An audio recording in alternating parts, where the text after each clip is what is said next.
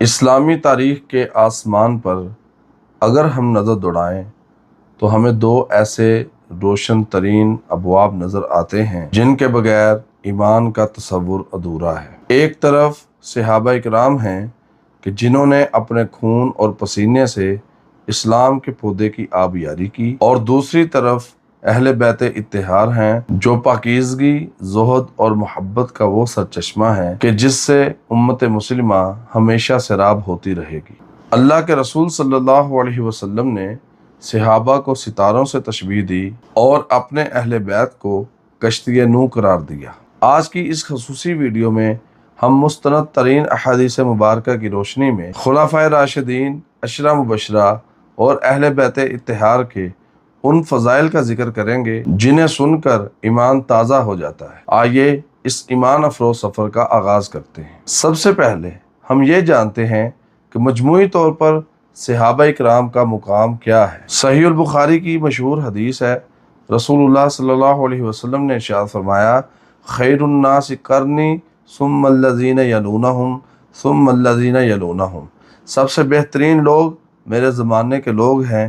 پھر وہ جو ان کے بعد آئیں گے، اور پھر وہ جو ان کے بعد آئیں گے۔ ایک اور جگہ صحیح مسلم کی روایت ہے، آپ صلی اللہ علیہ وسلم نے صحابہ پر تنقید کرنے والوں کو سخت تنبیہ کرتے ہوئے فرمایا، میرے صحابہ کو برا نہ کہو، اس ذات کی قسم کہ جس کے ہاتھ میں میری جان ہے،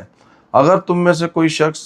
احد پہاڑ کے برابر بھی سونا اللہ کے راستے میں خرچ کر دے تو میرے صحابہ کے ایک مد تقریباً آدھا کلو جوں کے برابر یا اس سے بھی آدھے کے برابر بھی نہیں ہو سکتا۔ صحابہ میں سب سے افضل مقام سیدنا ابو بکر صدیق رضی اللہ عنہ کا ہے۔ جامع ترمذی کی روایت ہے، رسول اللہ صلی اللہ علیہ وسلم نے ارشاد فرمایا، اگر میں اس کائنات میں کسی کو اپنا خلیل یعنی گہرا دوست بناتا تو وہ ابو بکر صدیق کو بناتا، لیکن تمہارا یہ ساتھی یعنی خود رسول اللہ صلی اللہ علیہ وسلم اللہ کے خلیل ہیں۔ اور صحیح البخاری کے مطابق آپ صلی اللہ علیہ وسلم نے یہ بھی فرمایا کہ قیامت کے دن جنت کے 8 دروازوں سے ابو بکر صدیق کو بلایا جائے گا، اور اسی طرح پیارے پیغمبر علیہ السلام نے ارشاد فرمایا کہ میں نے تمام لوگوں کے احسانات کے بدلے چکا دیے ہیں ماں سوائے ابو بکر صدیق کے، کیونکہ اس کے احسانات کا بدلہ قیامت کے دن اللہ ہی خود ادا کرے گا۔ عدل و انصاف کے پیکر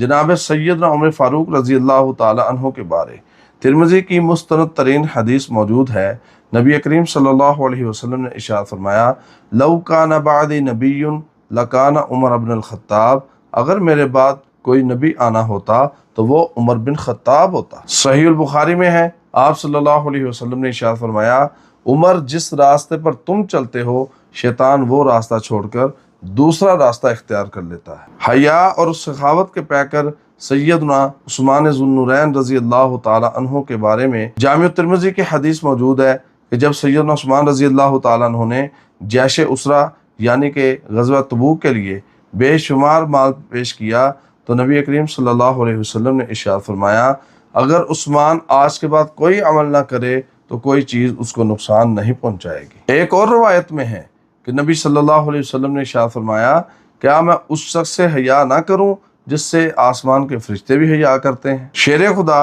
سیدنا علی بن ابی طالب رضی اللہ تعالی عنہ کے بارے میں صحیح بخاری کے اندر حدیث موجود ہے کہ جب غزوہ خیبر کے موقع پر آپ صلی اللہ علیہ وسلم نے ارشاد فرمایا، کل میں علم یعنی کہ جھنڈا اس شخص کو دوں گا جس کے ہاتھ پر اللہ فتح عطا فرمائیں گے، وہ اللہ اور اس کے رسول صلی اللہ علیہ وسلم سے محبت کرتا ہوگا اور اللہ اور اس کا رسول صلی اللہ علیہ وسلم اس سے محبت کرتے ہیں، تو وہ سیدنا علی رضی اللہ تعالی عنہ تھے۔ ناظرین، یہیں پر بس نہیں، ان خلفاء کے بارے میں بہت سے فضائل اور احادیث موجود ہیں۔ انشاءاللہ ہم ان کے بارے میں الگ الگ سے ایک ویڈیو ریکارڈ ضرور کریں گے اور آپ تک پہنچائیں گے۔ اب چلتے ہیں ان خوش نصیب عشرہ مبشرہ صحابہ کی طرف کہ وہ کون سے لوگ ہیں کہ جن کو خود رسول اللہ صلی اللہ علیہ وسلم نے اپنی زبان نبوت سے ارشاد فرماتے ہوئے اس دنیا میں جنتی ہونے کا سرٹیفکیٹ عطا فرمایا۔ ویسے تو قرآن اور احادیث میں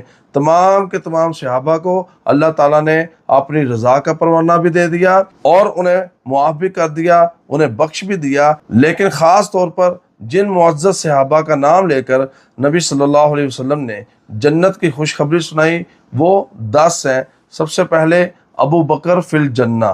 عمر فی الجنہ، عثمان فی الجنہ، علی فی الجنہ، طلحہ فی الجنہ، زبیر فی الجنہ، سعد بن ابی وقاص فی الجنہ، سعید بن زید فی الجنہ، عبد الرحمن ابن عوف فی الجنہ، عبیدہ ابن جراح فی الجنہ۔ ناظرین، اب ہم ذکر کرتے ہیں ان ہستیوں کا کہ جن کا خون نبی پاک صلی اللہ علیہ وسلم کا خون ہے، جن کی محبت کو قرآن نے اجر رسالت کے طور پر مانگا، الا المودۃ فی القربہ۔ صحیح مسلم میں حدیث ثقلین موجود ہے، نبی کریم صلی اللہ علیہ وسلم نے خم کے مقام پر خطبہ دیتے ہوئے 3 مرتبہ ارشاد فرمایا، اذکرکم اللہ فی اہل بیتی، اذکرکم اللہ فی اہل بیتی، اذکرکم اللہ فی اہل بیتی۔ میں تمہیں اپنے اہل بیت کے بارے میں اللہ یاد دلاتا ہوں، یعنی ان کا احترام اور محبت فرض ہے۔ اسی طرح صحیح مسلم کے اندر حدیث کساء ہے، یعنی چادر والی حدیث۔ نبی کریم صلی اللہ علیہ وسلم نے سیدنا علی، سیدہ فاطمہ، سیدنا حسن، سیدنا حسین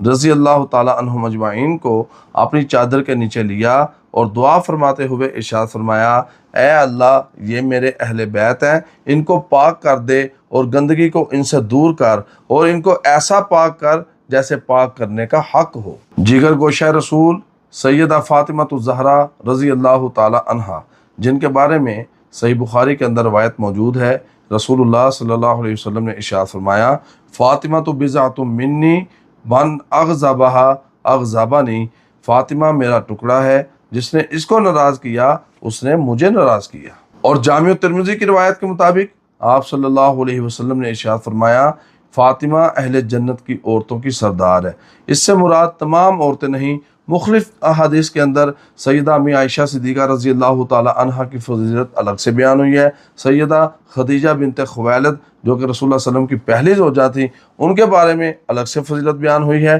اور اسی طرح سیدہ مریم جو کہ حضرت عیسیٰ علیہ السلام کی والدہ تھیں، ان کی فضیلت الگ سے بیان ہوئی ہے۔ انشاءاللہ آگے وہ تفصیل آئے گی۔ بہرحال سیدہ فاطمہ رضی اللہ تعالی عنہ کا مقام بہت بلند ہے، جنتی عورتوں یعنی کہ جو عام عورتیں ہیں ان کی سردارہ سیدہ فاطمہ رضی اللہ تعالی عنہ ہے۔ نبی کریم صلی اللہ علیہ وسلم کے پیارے نواسے جو کہ نماز کے دوران جب نبی علیہ السلام حالت سجدہ میں ہوتے تو وہ آپ کی پشت پر چڑھ جاتے، اور نبی کریم صلی اللہ علیہ وسلم اس کی وجہ سے اپنا سجدہ طویل فرما لیا کرتے۔ صحیح مسلم اور بخاری کی متفق علیہ حدیث ہے، اور اسی طرح جامع ترمذی کے اندر حدیث موجود ہے، آپ علیہ الصلوۃ والسلام نے ارشاد فرمایا، الحسن والحسین سیدہ شباب اہل الجنہ، حسن اور حسین نوجوان جنتیوں کے سردار ہیں۔ اور اس سے مراد بھی تمام نوجوان نہیں، وگرنہ انبیاء بھی آتے ہیں اور دیگر کبار صحابہ بھی۔ اس سے مراد وہ لوگ ہیں جو جوانی کے اندر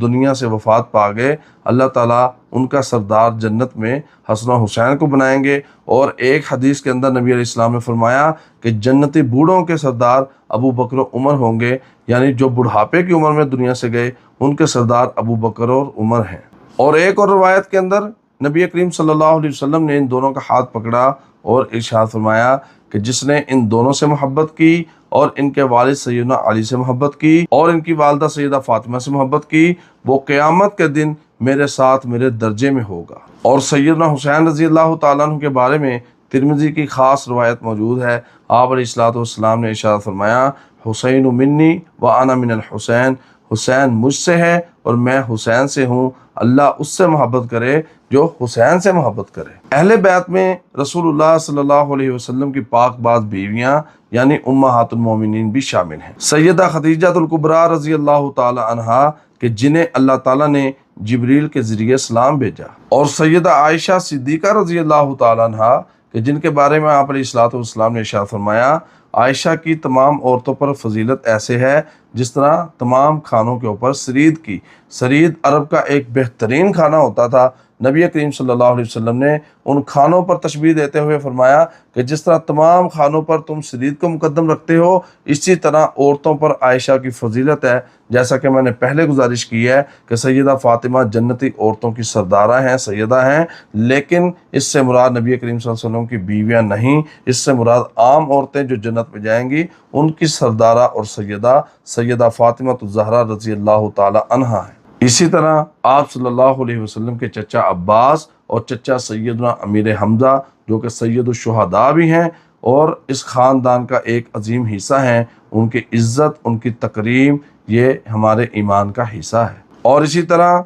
इस्लाम के एक अजीम जर्नैल कि जिनके बारे में आजकल कुछ लोग बकवासात करते हुए कहते हैं कि वो माअज़ल्लाह तकरीम के लायक नहीं, लेकिन कोई एक भी सहाबी रसूल ऐसा नहीं जिसकी तकरीम ना की जाए। तकरीम ना करने वाला खुद मुजरिम हो सकता है, खुद अल्लाह के अजाबों का मुस्तहिक हो सकता है, दुनिया आखिरत में रुसवाई का मुस्तहिक हो सकता है, लेकिन असहाबे पैगंबर की शान में ज़र्रा बराबर फ़र्क नहीं आ सकता। वो अजीमुश्शान शख्सियत, जन्नाल इस्लाम, कमांडर और इस्लामी बहरिया के पहले चीफ जो कि सैयदना अमीर मुआविया रज़ी अल्लाह ताला अन्हु हैं, उनके बारे में नबी अलैहिस्सलातु वस्सलाम ने फरमाया, ए अल्लाह मुआविया को हादी बना, महदी बना, वाहदी भी, और इनके ज़रिए लोगों को हदायत याफ्ता बना। ये सैयदना अली के भाई हैं, वक्ती इख्तलाफात हुए, वो उनके दरमियान रह गए, अल्लाह ने सबको माफ़ कर दिया। आज हमारी इतनी हैसियत नहीं कि ना हम सैयदना अली पर कोई तबसरा करें, ना ही सैयदना मुआविया पर।